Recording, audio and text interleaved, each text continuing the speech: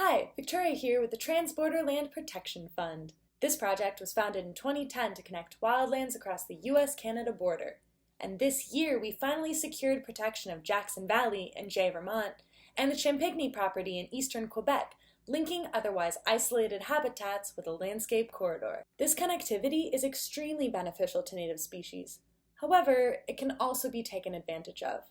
Could invasive species use this corridor? Some species that don't disperse widely have been shown to use corridors to their advantage. On the flip side, there hasn't been evidence of many invasive species using corridors at all, and this could be due to their life histories. With no natural predators, fast growth, and rapid reproduction, many just don't need corridors to spread rapidly once they appear. Ultimately, the research shows that how far, how fast, and how effectively invasives spread really depends on what species we're looking at. So with the addition of this new corridor, what should we be on the lookout for? Our biggest threat is the mountain pine beetle, a bark-boring beetle that girdles and kills pine trees. Since adults typically travel less than 300 feet in their lifetime, they could potentially use the corridor to their advantage. With a big enough infestation, these beetles can cause whole stands of trees to die. And this is nothing to sneeze at. Forest die-off disrupts everything, from food webs to local economies. But their lack of movement is also an advantage for us. Because they don't disperse quickly, if a population does arise, it can be managed. One option is tree removal, but a better preventative measure is thinning forests before beetles arrive